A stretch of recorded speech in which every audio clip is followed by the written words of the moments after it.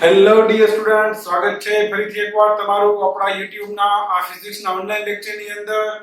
આપણે જોઈ રહ્યા છીએ ચેપ્ટર નંબર 9 રે ઓપ્ટિક્સ એન્ડ ઓપ્ટિકલ ઇન્સ્ટ્રુમેન્ટ્સ. આજે આ ચેપ્ટર ની અંદર આપણો આ 14મો લેક્ચર છે. આજે આપણે આપણા પાછલા લેક્ચર ની અંદર પૂર્ણ આંતરિક પરાવર્તન એને આ એક પ્રવૃત્તિની મદદથી સમજ્યા હતા કે કેવી રીતે પૂર્ણ આંતરિક પરાવર્તન બને છે. પછી તો કે અમુક એવી ઘટનાઓ જોઈ હતી કુદરતની અંદર બનતી ઘટનાઓ કે જે પૂર્ણ આંતરિક પરાવર્તનના લીધે બને છે, અને પૂર્ણ આંતરિક પરાવર્તનનો પ્રાયોગિક રીતે એટલે કે ઉદ્યોગની અંદર થતા ઉપયોગો જોયા હતા. જેમાં એક પ્રિઝમ જોયો હતો કે જેની મદદથી આપણે વસ્તુનું એના જેવડું જ એવડી જ સાઈઝનું પરંતુ એનાથી ઊંધું પ્રતિબિંબ મેળવી શકીએ. અને બીજું જોયું હતું આપણે ફાઇબર ઓપ્ટિક્સ કે જેની મદદથી આપણે બહુ જ audio video high speed data transfer કરી શકીએ છીએ. આજે આપણે પૂર્ણ આંતરિક પરાવર્તન ઉપરથી ટેક્સ્ટ બુક ની અંદર આપણી પાઠ્યપુસ્તક ની અંદર આપેલા અમુક એક્ઝામ્પલ્સ ઉદાહરણો જોવાના છે.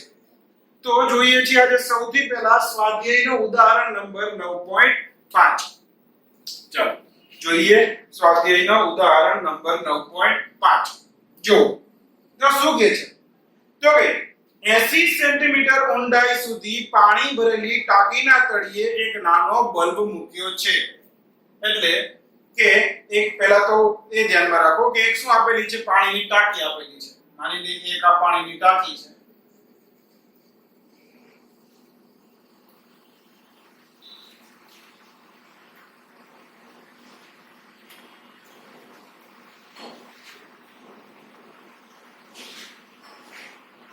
એક પાણીની ટાંકી, એમાં 80 સેન્ટીમીટર ઊંડાઈ સુધી શું ભરેલું છે? પાણી ભરેલું છે. માની લો કે અહીં સુધી પાણી ભરેલું છે.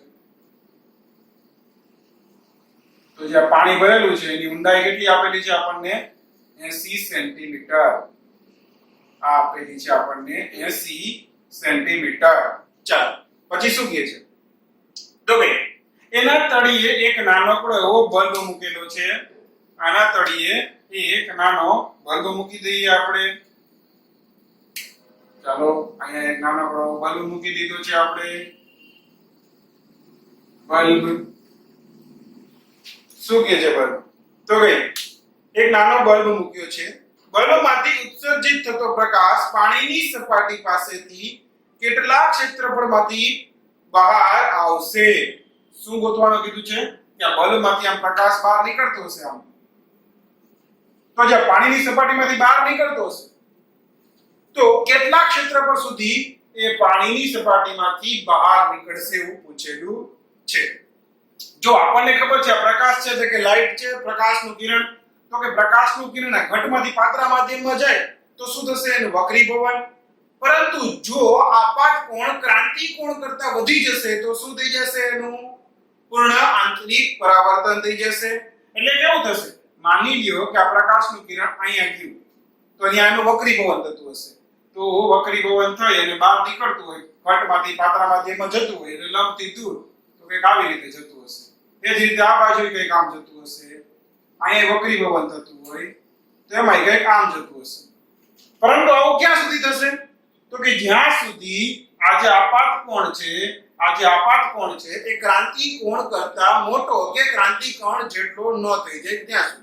જેવો ક્રાંતિ કોણ જેટલો થઈ જશે, માની લ્યો કે આ બિંદુ પાસે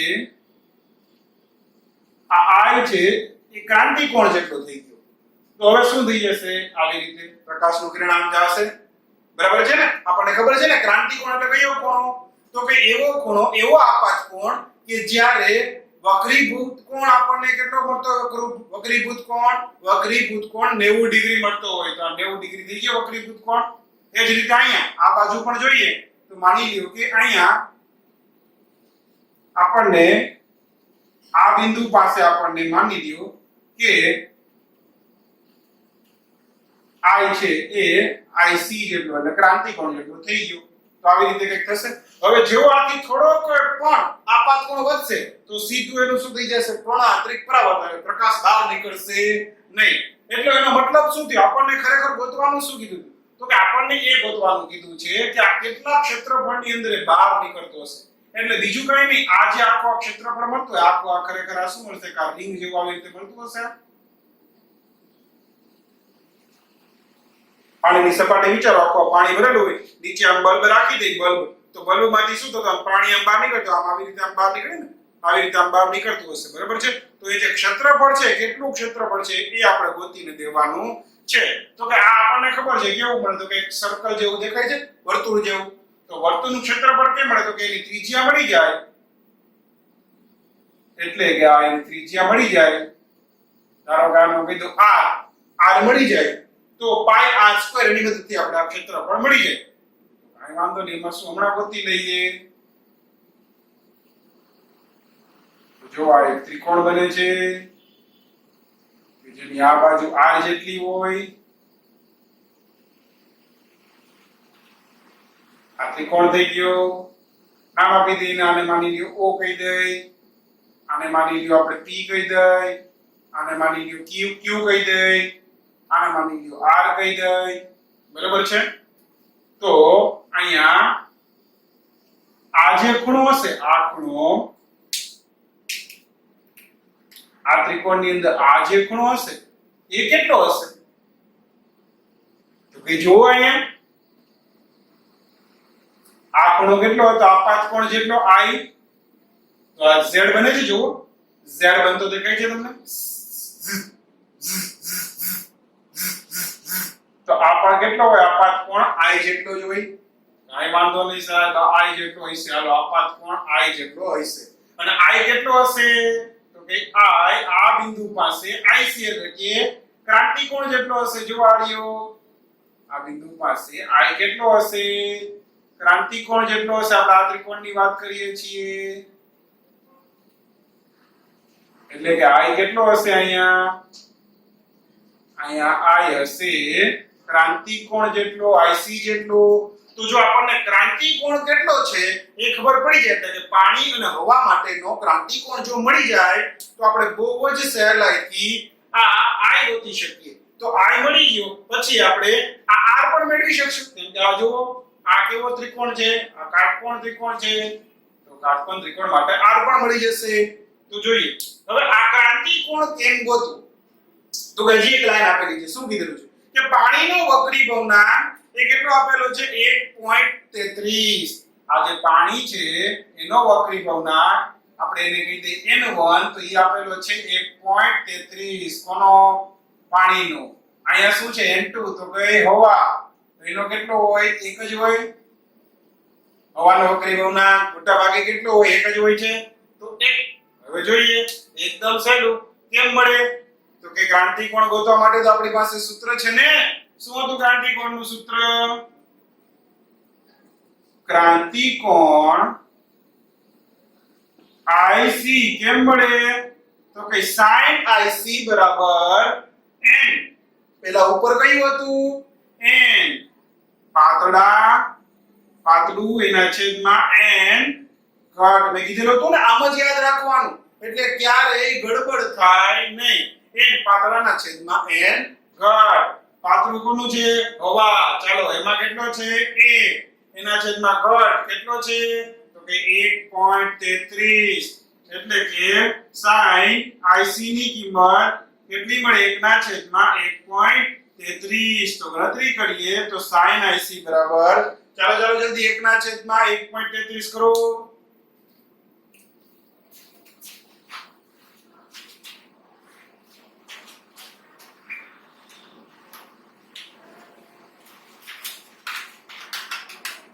જો કેટલું થાય છે, તો કે 1/1.33 એટલે જવાબ આવે છે 0.75187. 0.75187 બરાબર છે. ચાલો તો હવે એમાંથી આપણે IC જોતો હોય તો IC બરાબર શું થઈ જાય, તો કે sin ઇનવર્સ 0.7519 એવું કહી શકું લગભગ અંદાજે, બરાબર છે. ચાલો તો હવે આ કિંમત કેમ મળે, તો કે આપણને ખબર છે આના માટે શું જોવું પડે, આના માટે જોવું પડે આપણે આપણું sin નું ટેબલ. ચાલો તો sin નું ટેબલ જોઈએ, તો કે sin નું ટેબલ ખોલીએ. ચાલો sin નું ટેબલ ખોલ્યું. અચ્છા sin ઇનવર્સ છે એટલે ઊંધું ગોતવાનું છે, તો શું કરવાનું, આપણે પહેલા પણ શીખવાડેલું છે તમને. શું કરવાનું, કેવી રીતે ગોતવાનું? તો કે સૌથી પહેલા એ ગોતો કે આની નજીકની વેલ્યુ ક્યાં આવી છે. તો કે ચાલો સાઈન ના ટેબલમાં સૌથી પહેલી જે ઊભી લાઈન હોય એ શું હોય? તો કે ખૂણા દેખાડતી હોય ડિગ્રી. એની બાજુમાં શું હોય? તો કે એની વેલ્યુ હોય 0.0 ડિગ્રી.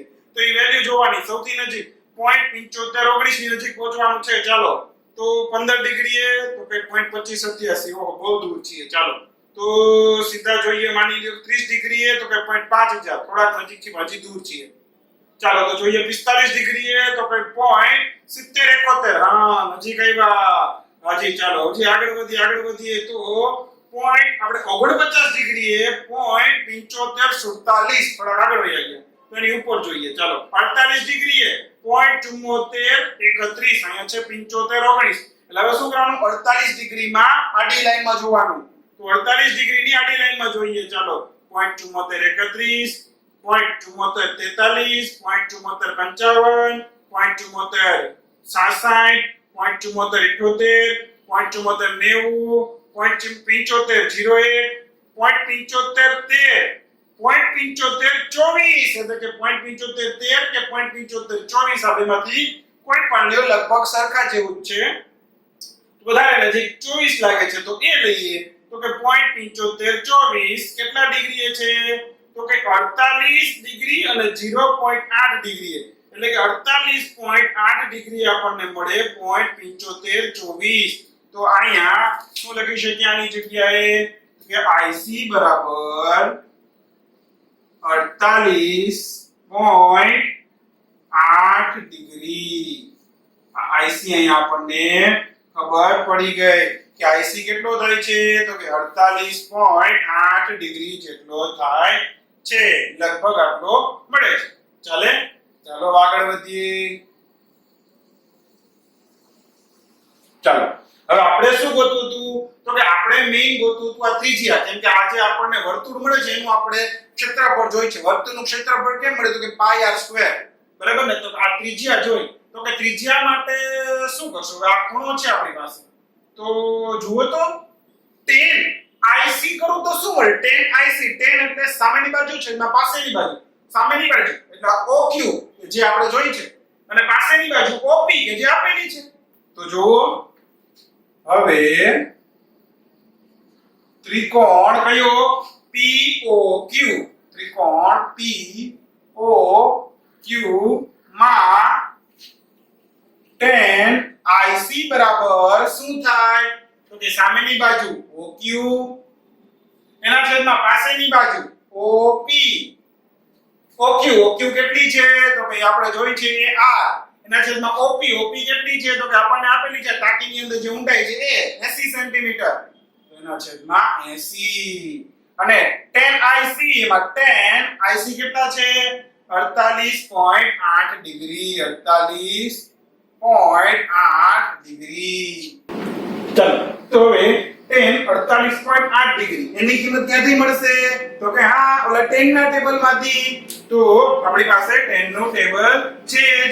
એમાંથી અચ્છા ન હોય તો કઈ ચિંતાનો વિષય નથી. આપણને ખબર છે tan બરાબર શું થાય? તો કે sin ના છેદમાં cos. તો sin 48.8 ડિગ્રી ની કિંમત ગોતી લ્યો.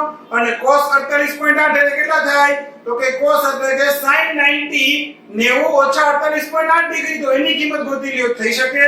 બાકી ડાયરેક્ટલી સીધું tan ના ટેબલમાંથી પણ ગોતી શકો. તો tan નું ટેબલ જોઈએ.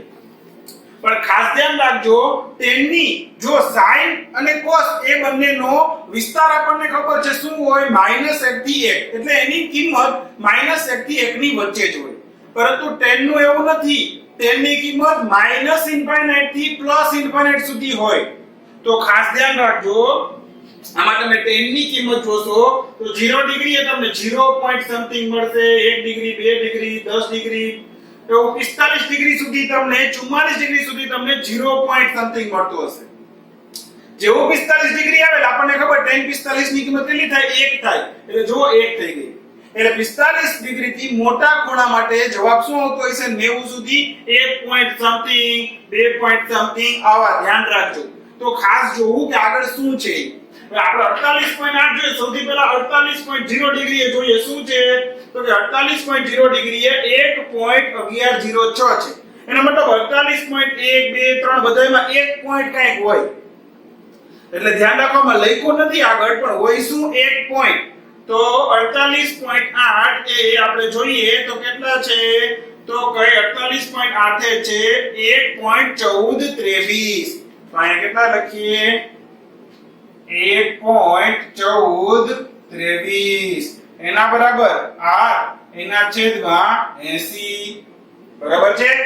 ઓકે, તો હવે r ને કરતા બનાવીએ તો r બરાબર શું થાય, 80 આ બાજુ એ જાય તો 1.1423 એને ગુણ્યા 80 ગુણાકાર કરીએ તો શું જવાબ આવશે, તો ભાઈ જોઈએ આપણે 1.1423 એને ગુણ્યા 80 એટલે જવાબ આવે 91.38.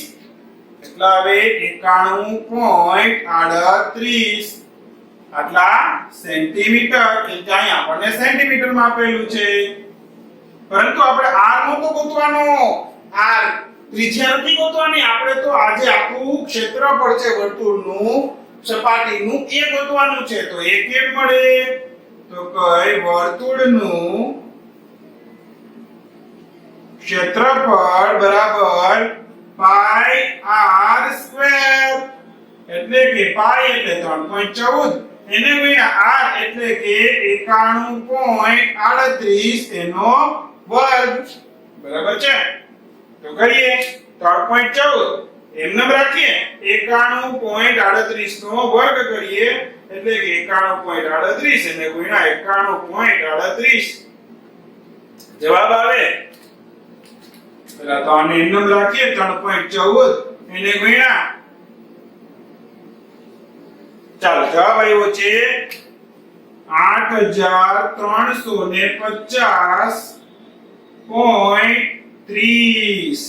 ચાલો કાઈ વાંધો નહીં.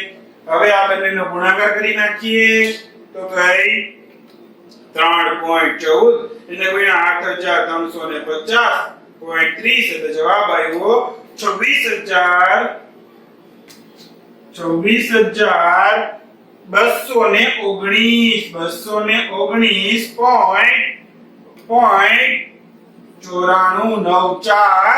આન્સર કયો યુનિટ આવે, અહીંયા આવશે એકમ આવશે સેન્ટીમીટર સ્ક્વેર, કેમ કે અહીંયા સેન્ટીમીટર છે.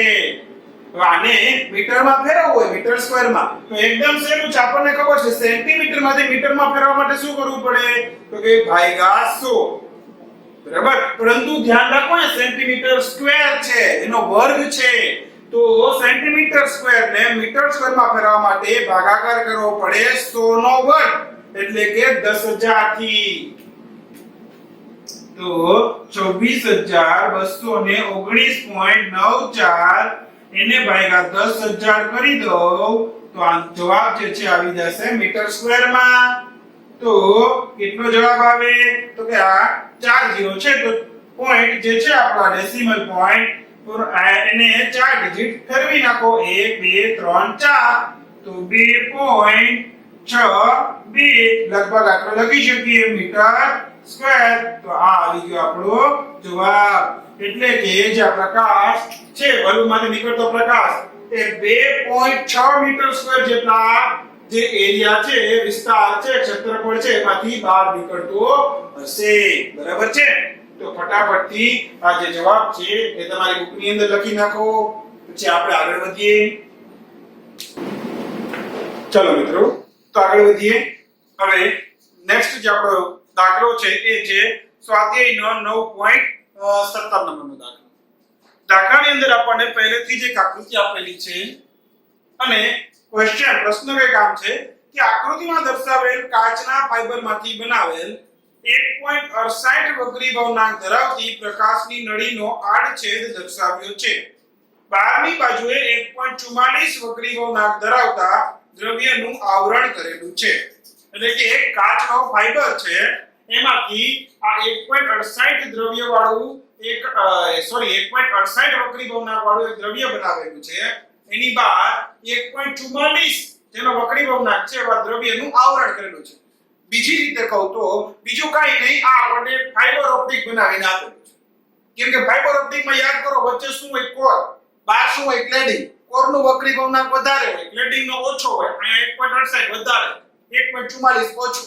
એટલે એ આપણને બીજું કાંઈ નથી આપેલું, ફાઈબર ઓપ્ટિક આપેલું છે. આપણને ખબર છે ફાઈબર ઓપ્ટિકમાં શું થાય, પૂર્ણ આંતરિક પરાવર્તન ક્યારે, જ્યારે એના જે ક્રાંતિ કોણ છે એના કરતા વધારે ખૂણાથી આપાત થાય. તો અહીંયા એવું દેખાડેલું છે, જુઓ.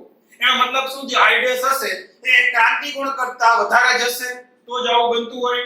કાંઈ વાંધો નહીં, ધ્યાન રાખજો. આઈ ડેશ એ શું થશે, ફાઈબર ઓપ્ટિક માટે આઈ ડેશ એ આપાત કોણ થશે, ખાસ ધ્યાન રાખજો. પરંતુ આ જે આપણને આપેલું છે એના માટે આપાત કોણ કયો છે, તો કે આ આઈ. કિરણ ક્યાંથી આવે છે, બહાર હવામાંથી આવે છે, જુઓ. એટલે આપાત કોણ સાચો આ થયો. પણ સૌથી પહેલા એનું શું થશે, સૌથી પહેલા થશે એનું વક્રીભવન. બરાબર છે. તો જુઓ એ જ બતાવેલું છે. આ કિરણ આવ્યું, સૌથી પહેલા હવામાંથી જેવું આ 1.68 વક્રીભવન વાળા માધ્યમમાં ગયું એટલે સૌથી પહેલા એનું વક્રીભવન થયું. પાત્રામાંથી ઘટમાં એટલે કે લંબ તરફ, તો લંબ તરફ આવ્યું, જુઓ છે. આમ જવું જોઈએ તેનું બદલે આમ આવ્યું તો એનું વક્રીભવન થયું. તો આપણને અહીંયા કઈ r જેટલો વક્રીભવન કોણ મળ્યો. r જેટલો વક્રીભવન કોણ મળ્યો.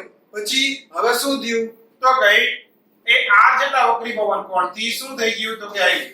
પછી તો કે આમ ગયું. અહીંયા શું થયું, તો કે અહીંયા એનું પૂર્ણ આંતરિક પરાવર્તન થયું. તો આ જે હતો એ આપાત કોણ થયો પૂર્ણ આંતરિક પરાવર્તન માટે, અને આ થયો પરાવર્તિત કોણ. તો બંને સરખા આપણને ખબર છે. એટલે અહીંયા આઈ ડેશ આપેલો છે, અહીંયા પણ આઈ ડેશ આપેલો છે. બરાબર છે.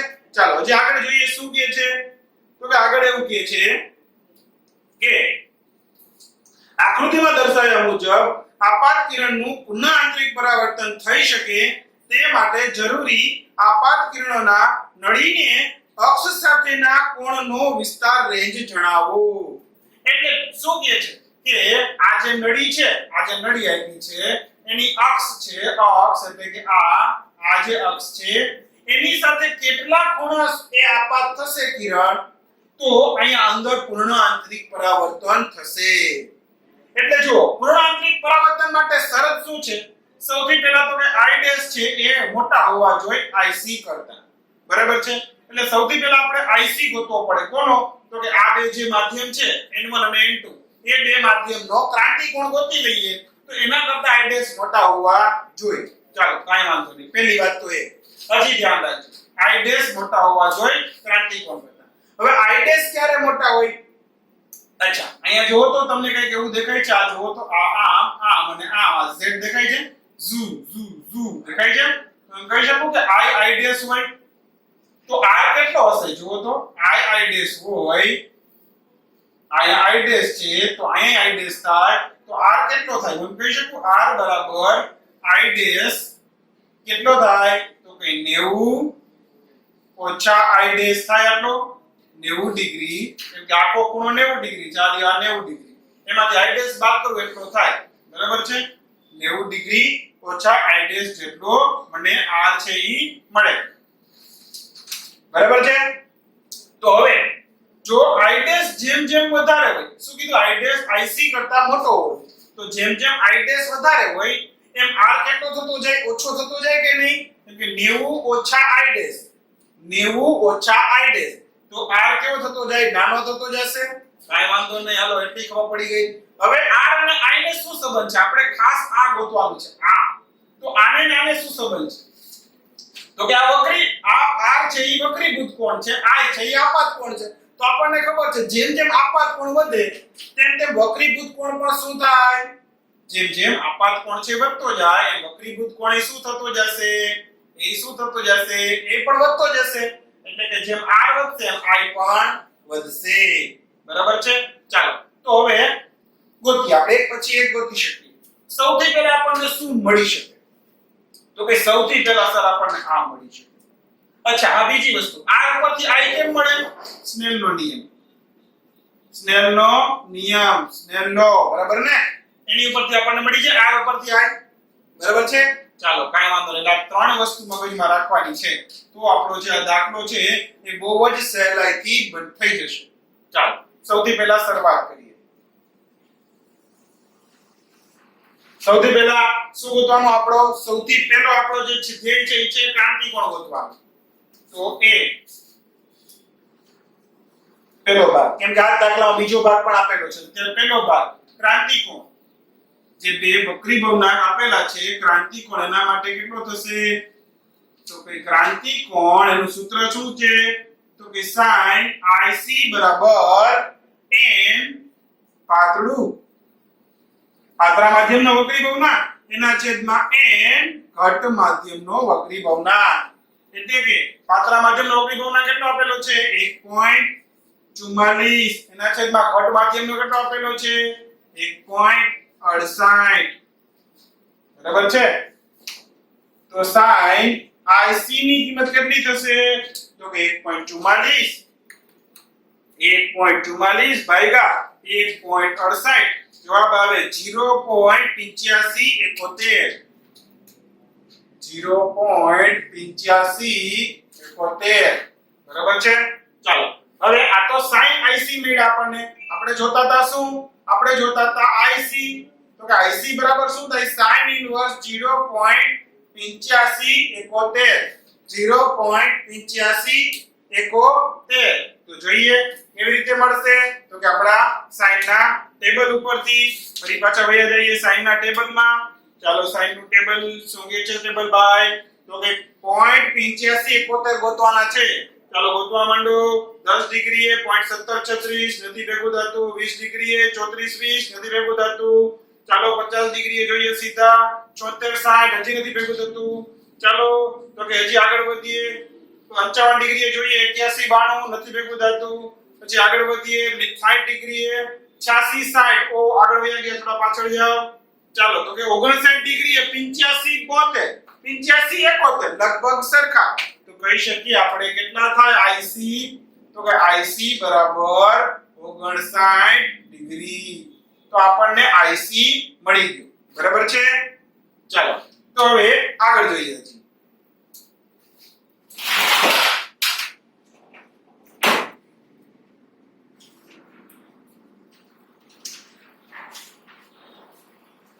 ચાલો હવે IC મળી ગયું હવે શું કરવાનું છે તો કે IC ગોતી લીધો હવે આ IC કરતા I' છે કેવો હોવો જોઈએ મોટો હોવો જોઈએ અત્યારે આપણે ઉદાહરીએ કે IC છે ઈ I' જેટલો જ છે ચાલો 59 જ છે એટલે 59 થી મોટો એટલે કે 60 59.1 59.2 જે હોય તે એવું બને એટલે સીધું અહીંયા શું થઈ જાય પૂર્ણાંતરિક પરાવર્તન અત્યારે માની લઈએ કે I' આપણો 59 છે ચાલો જો I' 59 હોય તો R કેટલો થાય જો I' એના બરાબર IC લઈએ લેતા બરાબર શું થશે તો કે R કેટલો મળશે R બરાબર 90 ડિગ્રી માઈનસ I' એટલે કે 90 માઈનસ 59 એટલે કેટલા મળે 31 ડિગ્રી એટલે આપણો R કેટલો થઈ જશે 31 ડિગ્રી ચાલો R આપણને મળ્યો 31 ડિગ્રી હવે આપણે જોઈએ છે I તો I કેમ મળે તો કે સ્નેલનો નિયમ લગાડો આ સપાટી પાસે સપાટીનું નામ આપી દે PQ સપાટી પાસે સ્નેલનો નિયમ લગાડતા શું થશે સ્નેલનો નિયમ અહીંયા માધ્યમનો વક્રી ભવનાંક n sin ત્યાં ખૂણો કયો છે I તો કે n sin I બરાબર અંદર વયા જાઓ માધ્યમ કયું છે n1 sin ત્યાં ખૂણો કેટલો છે r તો કે n1 sin r ચાલો n કેટલો છે n ગુણ્યા sin I તો ગોતવાનું છે n1 કેટલો આપેલો છે 1.68 n ગુણ્યા sin r કેટલો આપેલો છે આર્યો મળ્યો 31 ડિગ્રી 31 અંશ ચાલો તો 31 અંશ લખી નાખીએ એક તો લખવાની જરૂર નથી અહીંયા વધુ શું તો કે sin I બરાબર 1.68 એને ગુણ્યા sin 31 અંશ એની કિંમત ફરીથી આપણે જોઈએ આપણા ટેબલમાંથી ચાલો તો કે 31 અંશ sin ના ટેબલમાં આર્યો 31 કેટલો છે 0.5110 0.5150 તો 0.5150 હવે 1.68 એને ગુણ્યા કરીએ 0.5150 1.68 ગુણ્યા 0.51 50 એટલે જવાબ આવે 0.8652 તો sin i બરાબર શું થાય 0.8652 આપણે જોઈ છે શું i તો i કેટલા થાય તો કે i બરાબર sin ઇનવર્સ 0.8652 તો હવે sin ઇનવર્સ ની કિંમત ગોતીએ એટલે કે 0.8652 જોઈએ ક્યાં આવે છે sin ના ટેબલમાં તો જોતા જાવ 86 60 આવે છે 86 આપણે જોઈએ છે 86 52 તો જોઈએ 86 52 આવશે અચ્છા સૌથી પહેલા 59 ડિગ્રી આપણને ખબર છે 85 72 કેટલો છે 59 ડિગ્રી 85 ડિગ્રી કેટલો છે 85 72 ચાલો તો 85 72 અને 60 ડિગ્રી છે 86 60 તો 86 60 થી વધી જાય છે તો થોડું આગળ જઈએ તો જોવો 59 ડિગ્રી લાઈનમાં આગળ જોતા જાય 85 72 85 81 90 85 99 86 7 86 16 86 25 86 34 86 52 એક્ઝેક્ટલી કિંમત મળે 86 52 ક્યાં મળે છે 59.9 ડિગ્રી તો અહીંયા i બરાબર આપણને કેટલા મળ્યા 59 i બરાબર આપણને મળે 59.9 ડિગ્રી એટલે કે આપણે i ડેશ કેટલો લીધો ક્રાંતિકોણ જેટલો છે એટલે એથી થોડો હોવો જોઈએ કે થોડો મોટો હોવો જોઈએ જો આથી થોડો મોટો i ડેશ હોય 59 થી તો r આપણને 31 થી થોડો ઓછો મળે કહેવાનો મતલબ જો 31 થી થોડો ઓછો મળ્યો હોય તો આપણને i પણ કેવો મળે 59.9 થી ઓછો તો એનો મતલબ શું થયું સમજો હવે 59 થી કોઈ પણ મોટો ખૂણો હશે ત્યારે શું થશે પૂર્ણ આંતરિક પરાવર્તન તો એનો મતલબ અહીંયા એમ કહી શકો 31 થી કોઈ પણ નાના ખૂણા માટે શું થતું હશે પૂર્ણ આંતરિક પરાવર્તન તો અહીંયા એમ કહી શકું કે 59.9 થી પણ કોઈ પણ નાના ખૂણા માટે શું થતું હશે પૂર્ણ આંતરિક પરાવર્તન એટલે કે આ જે છે આ અહીંયા 59.9 કે એથી ઓછો કોઈ પણ ખૂણો હોય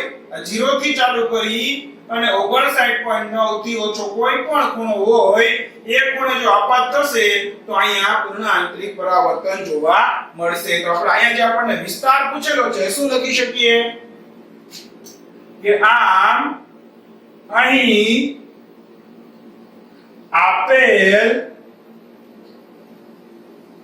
કાચની નળી માટે જો આપાત કોણ 0 ડિગ્રી થી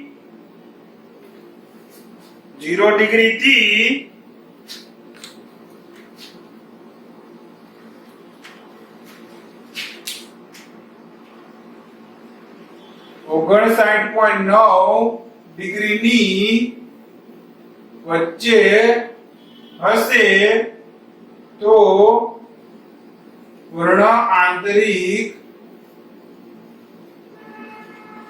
પરાવર્તન જોવા મળશે ચાલો પહેલા આટલું લખી નાખો પછી આપણે જોઈએ આનો જે બી ભાગ આપેલો છે એ પણ પહેલા આટલું તમે તમારી બુકમાં લખી નાખો જલ્દીથી ચલો તો હવે બી જોઈએ બી શું કહે છે આ દાખલો તો એમાં એમ કીધું છે કે જો આપણે આ જે બહારનું આવરણ છે એ હટાવી દઈએ એટલે કે આ જે ખાલી 1.68 વક્રી ભવનાંક વાળું કાચની જે નળી છે એ જ રાખીએ આવરણ હટાવી દઈએ આનો વક્રી ભવનાંક કેટલો હતો કે 1.68 તો હવે શું થશે એમ પૂછે છે એટલે જો હટાવી દઈએ તો અહીંયા શું આવે તો કે હવા એ એક જેનો વક્રી ભવનાંક કેટલો આપણને ખબર છે કે 1 હોય તો હવે બાકી તો આમાં એ જ રીતે થાય છે શું એવું જ કાંઈ અહીંથી માની લ્યો આ કિરણ આમ આવ્યું તો અહીંયા વક્રી ભવન પામી એક આમ ગયું અહીંથી કઈક આમ ગયું અહીંયા જે મળે I ડેશ, આ છે I, આ છે આ કેટલો થાય તો કઈ આખો 90 ડિગ્રી હોય, બરાબર ને? અને આને આપણે ટૂંકમાં I ડેશ કહીએ કે આ Z જેવું બને છે ને, Z zoom zoom zoom zoom zoom zoom, તો I ડેશ એટલે કે I ડેશ આપણને ખબર છે કેટલો હોય તો કે I ડેશ હોય 90 ઓછા R જેટલું, બરાબર છે? તો હવે આના માટે આપણે શું કરીએ? આના માટે પહેલા ક્રાંતિ કોણ ગોતીએ. ક્રાંતિ કોણ કેવી રીતે મળે તો કે sin IC બરાબર n પાતળું એના છેદમાં n ઘટ. પાતળા માધ્યમ એટલે પાતળું એટલે અહીંયા કોણ છે? હવા. હવાનું વક્રી ભવનાંક કેટલો થાય? 1. ઘટ એટલે કોણ છે? જે આ 1.63 વક્રી ભવનાંક વાળું છે એ 1.68. 1.68 1 ના છેદમાં 1.68. તો ફરી 1 ના છેદમાં 1.68 1 ભાગ્યા 1.68 કેટલો થાય? 0.5952. sin IC બરાબર 0.5952. એટલે IC બરાબર કેટલા થાય? sin inverse 0.5952. તો 5952 આપણે આપણા સાઇન ટેબલ ની અંદર જોઈએ. 5952 ક્યાં મળે છે સાઇન ટેબલ માં? તો ગઈ 5952. ચાલો તો 36 ડિગ્રી 36.0 ડિગ્રી એ મળે 0.5878 અને 37.0 ડિગ્રી એ મળે 60.6018. એટલે આનાથી વધી જાય છે. એનો મતલબ 36 ડિગ્રી પછી આગળ વધીએ તો એમાં કઈક હશે 36 પોઈન્ટ કરીને કઈક સમથિંગ આપણને જવાબ મળતો હશે. તો 36 ડિગ્રીની આડી લાઈનમાં જોઈએ તો 5952 ની નજીક પહોંચીએ તો 59 6 59 20 59 34 59 48 એટલે કે 36.5 ડિગ્રીએ આપણને જવાબ મળે છે 0.5948. તો લગભગ આની બરાબર આપણે એમ લખી શકીએ કે IC કેટલો થશે? લગભગ થશે 36.5 ડિગ્રી. કેટલો થશે? લગભગ 36.5 ડિગ્રી. જો અહીંયા IC જો બહુ જ નાનો છે, IC ને ડબલ કરો તો એ કેટલા થાય? 73 ડિગ્રી. 90 ડિગ્રી કરતા પણ નાનો છે. તો આની અંદર આપણે ડાયરેક્ટ જોઈએ. અચ્છા અહીંયા મને એક કહો, આપાત કોણ ક્યાંથી ક્યાં સુધીનો હોઈ શકે?